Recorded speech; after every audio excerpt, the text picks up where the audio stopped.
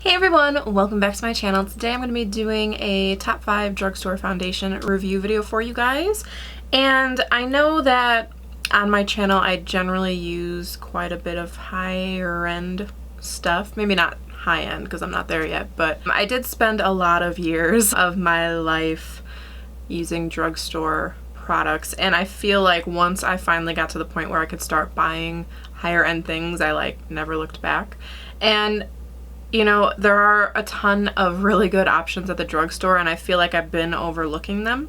So I've been getting back into my drugstore foundations, and I went through my drawer and I threw out a lot of the really old ones I had, and I kind of organized everything a little bit. So I wanted to show you guys the top 5 of what I kept and explain a little bit about why I like each one. So I thought we could do that today. This is going to be in no particular order, but I think I am going to start with my Milani Conceal and Perfect. This one I have in Creamy Vanilla, which is shade 1, and this is still a little bit dark for me.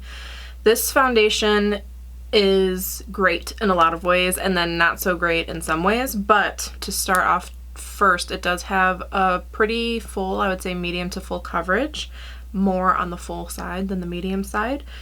It's one that I don't necessarily have to wear a ton of concealer over my spots when I'm using it. It is quite yellow, and I do have the first 3 shades because I did purchase them online, and I purchased 2 and 3 thinking that I might be somewhere in between those, but I ended up being not even one. So I do have a plethora of these foundations. It is quite yellow and I'm quite neutral cool, so I do have to be careful with this foundation. It's a foundation that I generally have to mix with a more neutral one, and that's okay with me. I don't mind mixing. I am notorious for mixing my foundation, so most of these that I'm going to show you, almost any foundation that I own that I'd ever talk to you about, I tend to mix with other ones, so that's not a con for me. It might be a con for you, but it's not for me. I do tend to mix this one with more neutral ones, and it's not for the consistency because I do like it. Even though it's a thicker formula, it doesn't feel thick on the skin. It goes on really nicely. It blends really nicely. Yeah, the few bad things I would have to say about this are the color range, which for me, it's almost funny because I don't really fall in this color range. I'm too fair to fall in this color range, and I am not, I mean, I'm pale, but I am not like the palest. So it does leave out a lot of the paler people, which, you know, we're catered to quite often, so it's not really that big of a deal. But it also, even though a lot of these colors tend to fall in the deeper range than you would think they would, it still doesn't quite cater to darker skinned people either. So I do wish they did better with this. I think there's only 8 colors if I am not mistaken. There might even be less, but I think there's 8. So I do wish there was a wider range, but Milani as a whole doesn't really put out a lot of colors with anything they have. I don't even think their eyeshadows have a ton of different colors because generally I find in my area that the Milani display is not even usually a 4-foot section. It's usually a 2-foot section, so there's not a lot of room for a lot of these, but I do wish on their own website they had a bigger color range. That being said, I love that it has a pump. I think everything should have a pump or be in a squeezy tube because dumping it out of the bottle is the worst. But yeah, I do really like this, and I think if you fall within the color range, I think you would really like it too. It's not a super matte finish. It is sort of between satin and matte, so you don't look like you're wearing, you know, a mask of foundation when you put this on. I really like to apply it with my beauty blender for a little bit of added dewiness, but I do like to apply it with a brush as well. So I think this is just a really great all-around foundation if you can fit it. The next one I will talk about is the Rimmel Lasting Finish, and this I bought a while ago. It actually has a nice expiration date on the back, and it expires this month, so I'm probably going to only use it like one more time before I toss it. They did have this previously in a squeezy tube, and I wish they would have kept that packaging. I really hate this kind of packaging where you have to dump it out. I find, and maybe it's just me, but I find that I always waste product in bottles like this, so that's a con for me.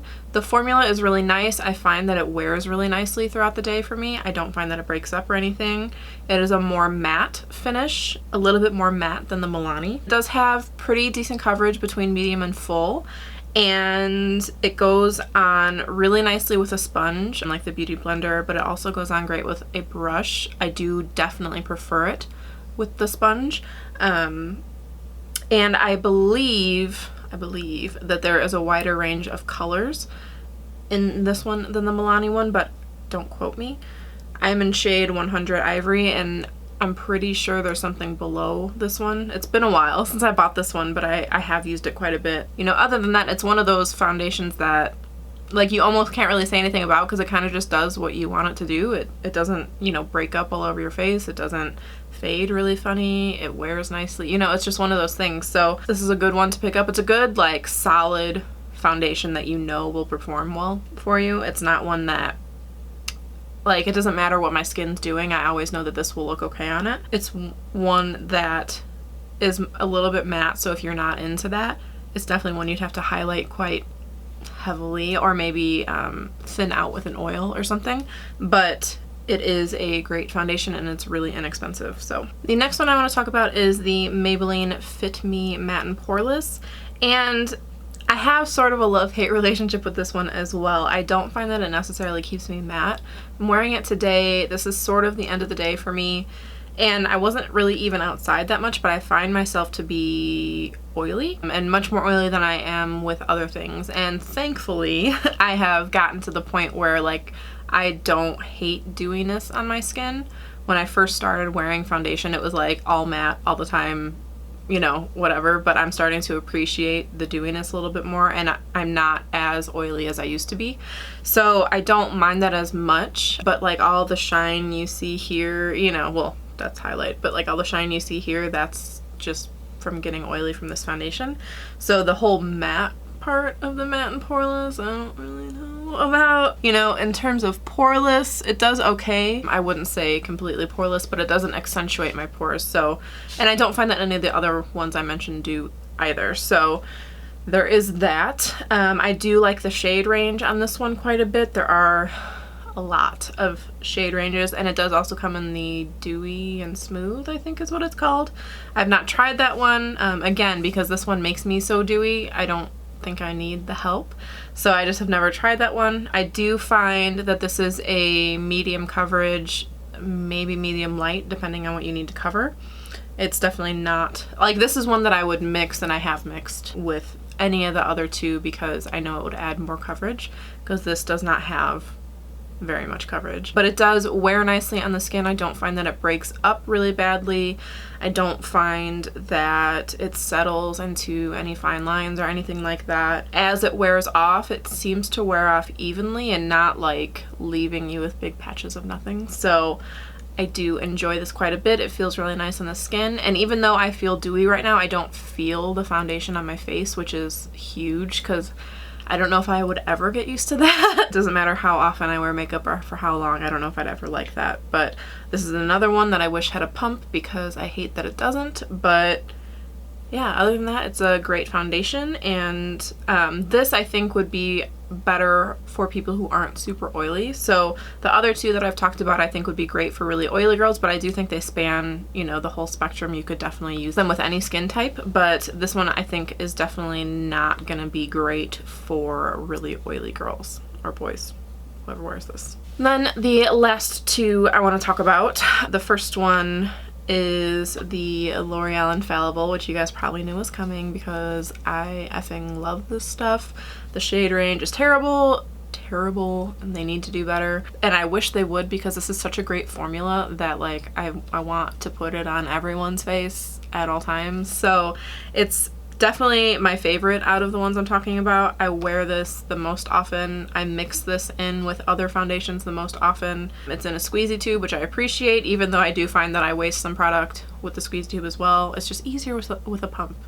It's just easier with a pump. You know, I've never tested any of these 24 or 25 hour claims because that's gross to me, but I do think this wears really nicely. I don't find that it settles into any fine lines or my pores or anything. It keeps me pretty matte throughout the day, but it's not overly matte. It's still a decently natural finish. I really do enjoy this. A little bit goes a long way. It's probably the most expensive one that I'm talking about, but it's great. I really do. I love this one, and there are very few things I could say negatively about this. I do have the Pro Glow and I hate it, but that's for another video. So, you know, I would definitely go with this one first. Even if you're very dry, I think this one you could definitely make work. Again, by mixing in an oil or something, I think that this is just a great foundation. And I think it's one of the best ones the Drugstore has to offer. So, and then the last one I want to talk about is sort of two, and that's because I find them to be pretty similar and they're kind of the same thing. So, it's the L'Oreal True Match, the Lumi and the regular.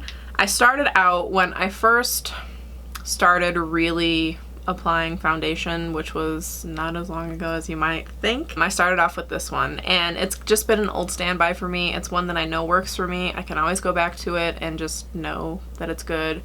Hate that it doesn't have a pump. Like everywhere else in the world except for the United States, this has a pump. This one has a pump, but not this one. So I wish they would change that. The Lumi, I like to mix this. I like to mix these two. This one, if I use this on its own, I do have to kind of powder it extra because I do find that I get a little bit too dewy when I just use this alone. And I do find that this one has a little bit less coverage than this one, but I do like them both. I love the way they sit on the skin. Again, they don't settle into fine lines or anything like that, and I don't feel them on my face. So that's something that's always, like, that's my biggest thing. Out of anything, if I can feel it on my face even after it's set, or if it doesn't set, like, nope. I can't. I just cannot handle that. So, I mean, both of these are just great. These have a decent shade range. I do wish they had a better one. Again, L'Oreal just seems to suck with shade range for as many as they claim to offer. You know, there are 8, I believe, per cool, neutral, warm. And I think they could have easily gone with 12 and, you know, catered to more women of color or people of color, but don't.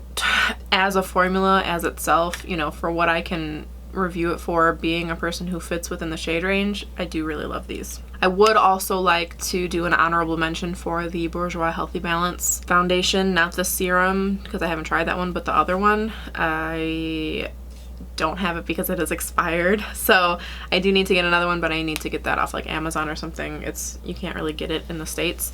So I do like that one. It's definitely more of a dewy finish than the other ones that I have, except for maybe the True Match Lumi, but it's a great foundation. It is beautiful. I just don't have it with me. So yeah, that's it for this video. I hope you guys enjoyed it. I do plan on doing a higher end version of this video as well, if you guys would like to see that. But I am trying to get back into my drugstore stuff. I've been using a lot of my drugstore eyeshadows and stuff lately because there really are some great options out there. I hope you guys are having a great day wherever you're at. Please subscribe if you haven't already. Give this video a thumbs up if you enjoyed it, and I'll see you in my next video. Bye everyone.